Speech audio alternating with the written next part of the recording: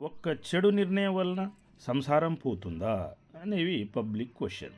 Yes, ఒక్క చెడు అలవాటు కానీ చెడు నిర్ణయం వల్ల సంసారమే కూలిపోతుంది. సంసారమే కాదు, సామ్రాజ్యం కూడా కూలిపోను ఎగ్జాంపుల్స్ ఎన్నో ఉన్నాయి.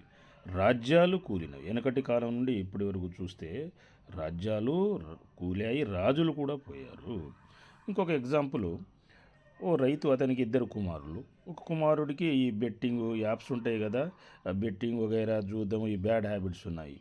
డబ్బంతా పోగొట్టుకున్నాను అందులో, అప్పులు చేసేంత. అతను అన్నగారు మంచివాడు కాబట్టి సరిపోయింది. అతని వాటా, తండ్రి వాటా, ఇతని వాటా, ఈ ముగ్గురి వాటాలు 30 ఎకరాలు అమ్మితే కానీ ఆ అప్పులు తీరినవి, బయటపడ్డారు. ఏదో చిన్న చితిక ఏదో పనులు చేసుకుని బ్రతుకుతున్నారు. ఇంకో సంసారం చూడండి, పిల్లల బ్యాడ్ హ్యాబిట్స్, త్రాగుడు, తినుడు, జూదము, ముండల పిచ్చి, ఇట్లా బ్యాడ్ హ్యాబిట్స్ ఉన్నాయి. 40 ఎకరాలు పోయినాయి. ఇలా చెప్పుకుంటూ పోతే ఎన్నో అనమాట ఎగ్జాంపుల్స్. అంటే రాంగ్ డెసిషన్స్, బ్యాడ్ హ్యాబిట్స్ వల్ల సామ్రాజ్యాలు కూడా కూలిపోతాయనేది వాస్తవము.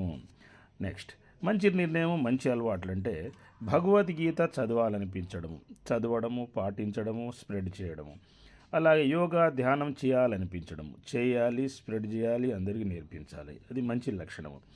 ధర్మంగా రాజకీయంలోకి రావాలి, రాజకీయంలో గెలవాలి, నీతిగా పాలన చేయాలి, ధర్మంగా ఉద్యోగం సంపాదించాలి, నీతిగా పాలన చేయాలి, నీతిగా ఉద్యోగం చేయాలి, లేదా నీతిగా జాబో, బిజినెస్, ఏదో వర్క్ చేయాలనిపించడము చేయాలి, ఖాళీ ఉండకుండా. ఇవన్నీ మంచి లక్షణాలు. సమాజ సేవ, జంతు సేవ, ప్రకృతి సేవ, ఇవన్నీ మంచి సేవలు. సో ఇటువంటి మంచి సేవలు చేయడము, మంచి అలవాట్లు, మంచి నిర్ణయాల వల్ల మీరు ఉన్నత స్థాయికి ఎదుగుతారు. చాలా ఎగ్జాంపుల్